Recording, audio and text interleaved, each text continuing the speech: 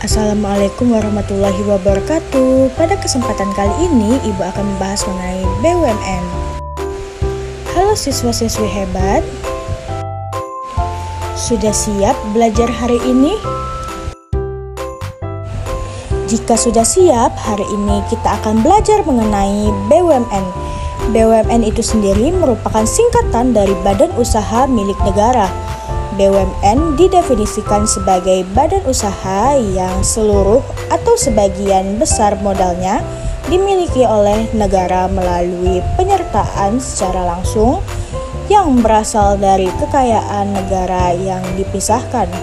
Sebelum memasuki penjelasan lebih lanjut, silahkan tonton video di samping terlebih dahulu.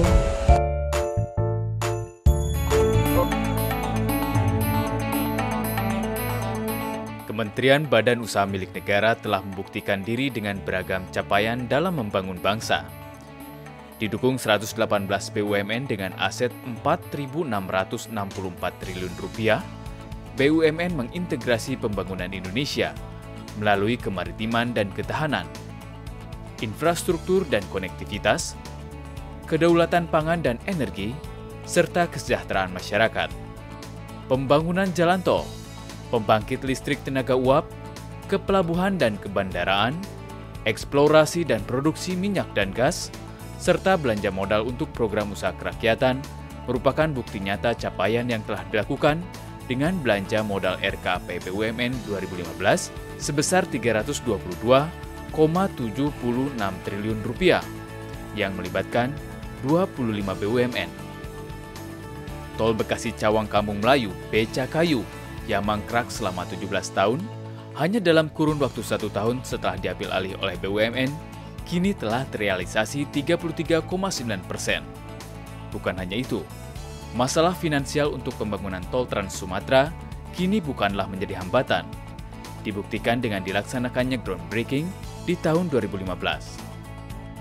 Untuk menerobos kebuntuan proyek pembangunan transportasi massal di wilayah Jakarta, BUMN kini tengah memacu Light Rail Transit yang mempunyai total nilai proyek Rp24 triliun. Untuk memastikan terwujudnya ketahanan energi nasional, Pertamina menambah jumlah kilang minyak dengan mengambil alih operasi kilang minyak TPPI, sehingga mampu mengurangi impor premium hingga 20%. PLN bergerak cepat membangun pembangkit listrik dalam program 35.000 MW dan 7.000 MW, dan PGN terus memperluas infrastruktur gas.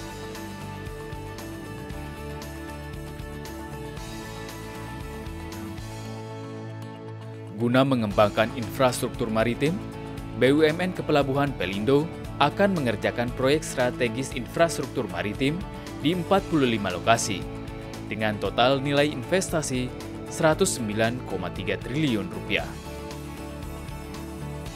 Pembuatan jalur kereta cepat Jakarta-Bandung dengan nilai investasi $5,58 miliar bertujuan untuk mengembangkan koridor ekonomi yang terintegrasi dengan pengembangan kawasan terpadu Kota Baru Walini.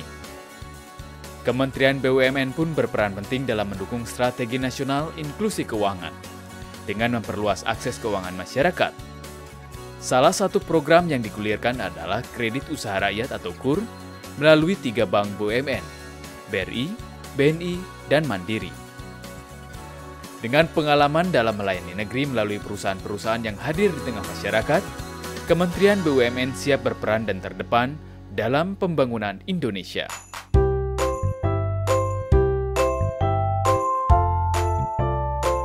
Jadi, terlihat dari video di samping dapat kita simpulkan bahwa BUMN itu memiliki 3 bentuk, yaitu yang pertama perusahaan jawatan atau perjan, yang dimana modalnya itu dimiliki negara dengan tujuan pelayanan umum tanpa tujuan mencari keuntungan. Contohnya yaitu seperti TVRI dan RRI untuk di bidang informasi dan RSCM untuk di bidang kesehatan. Yang kedua yaitu perusahaan umum atau Perum, yang dimana modalnya itu dimiliki negara dan tidak terbagi atas saham, yang bertujuan memberi manfaat umum berupa barang dan jasa. Contohnya yaitu seperti Pegadaian, BPJS Ketenagakerjaan, dan Perum Bulog. Yang ketiga atau yang terakhir yaitu perusahaan perseroan atau persero, yang dimana modalnya itu terbagi dalam saham yang seluruhnya atau paling sedikit 51%, dan dengan tujuan yaitu mencari keuntungan. Adapun contohnya yaitu seperti PLN, Pertamina, dan PT KAI. Adapun tujuan dan tugas dari BUMN yaitu menurut Undang-Undang Republik Indonesia Nomor 19 Tahun 2003 mengenai Badan Usaha Milik Negara. Tujuan BUMN yang utama adalah menyediakan barang dan jasa yang bermutu tinggi dan berdaya sangat kuat serta mengejar keuntungan guna meningkatkan nilai badan usaha. Dan adapun tugas BUMN yaitu yang pertama, menyediakan barang ekonomis dan jasa yang tidak disediakan oleh swasta. Yang kedua yaitu menjadi alat pemerintah dalam menata kebijakan perekonomian. Yang ketiga yaitu menyediakan layanan dalam kebutuhan masyarakat. Dan yang terakhir yaitu menghasilkan barang dan jasa demi pemenuhan masyarakat. Baik, itu saja penjelasan dari Ibu pada video kali ini.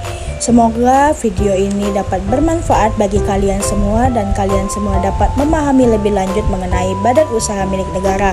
Terima kasih telah menonton video ini. Wassalamualaikum warahmatullahi wabarakatuh.